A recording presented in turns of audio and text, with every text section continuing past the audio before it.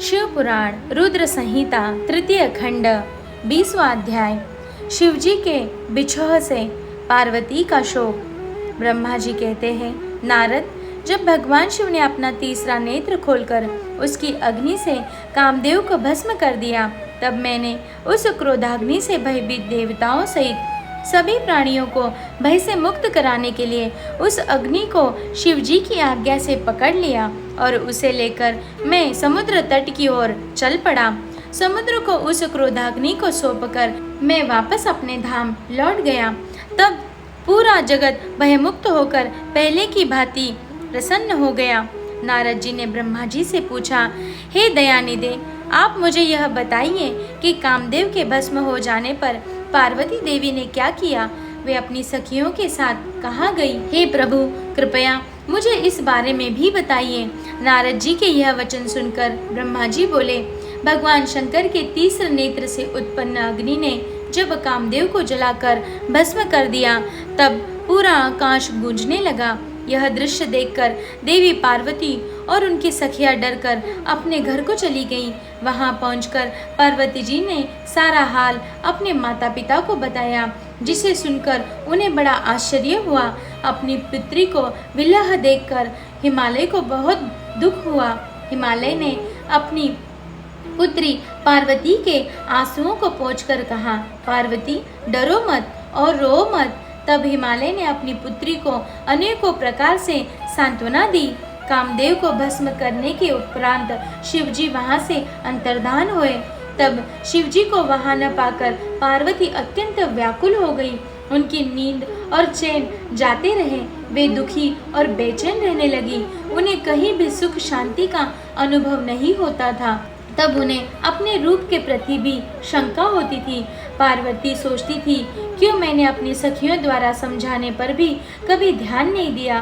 देवी पार्वती सोते जागते, खाते पीते, नहाते धोते, चलते फिरते और अपनी सखियों के साथ होते हुए भी सिर्फ महादेव जी का ही ध्यान और चिंतन करती थी।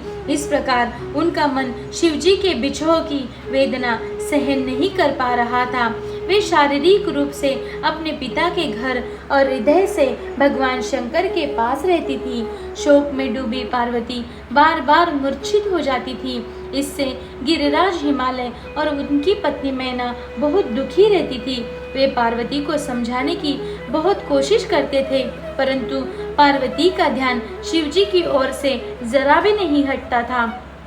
हे देवर्षि नारद, एक दिन देवराज इंद्र की इच्छा से आप घूमते हुए हिमालय पर्वत पर आए। तब शैलराज हिमालय ने आपका बहुत आदर सत्कार किया और आपका कुशल मंगल पूछा। आपको उत्तम आसन पर बिठाकर हिमालय ने सारा वृत्तांत सुनाया। हिमालय ने बताया कि किस प्रकार पार्वती जी ने महादेव जी की सेवा आरंभ की।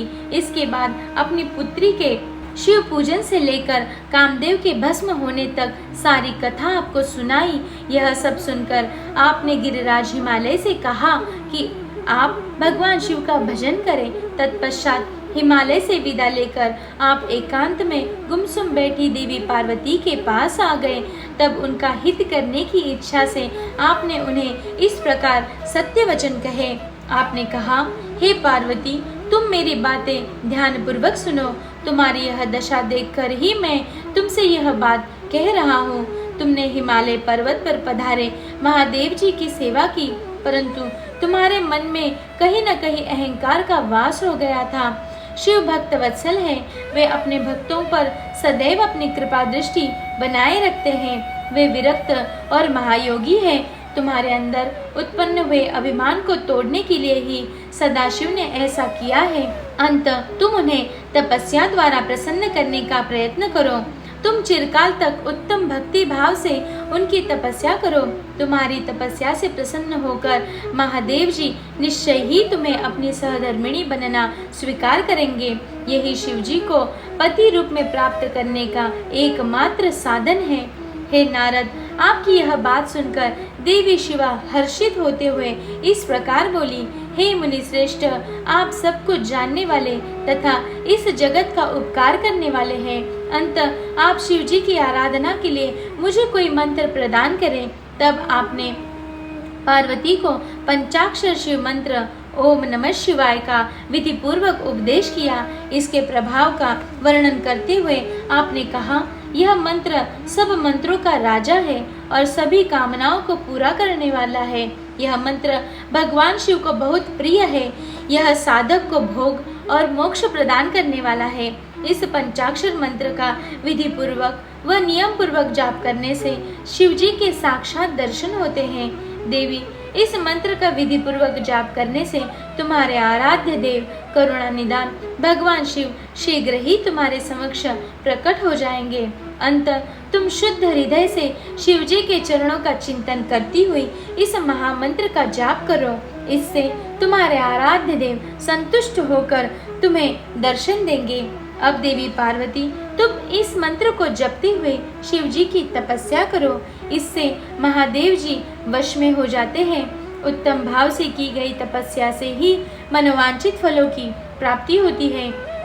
ब्रह्मा जी बोले, नारद, तुम भगवान शिव के प्रिय भक्त हो। तुम अपनी इच्छानुसार जगत में भ्रमण करते हो। तुमने देवी पार्वती को सभी कुछ समझाकर देवताओं के हित का कार्य किया। तत्पश्चात तुम स्वर्गलोक को चले गए। तुम्हारी बात सुनकर देवी पार्वती बहुत प्रसन्न हुई।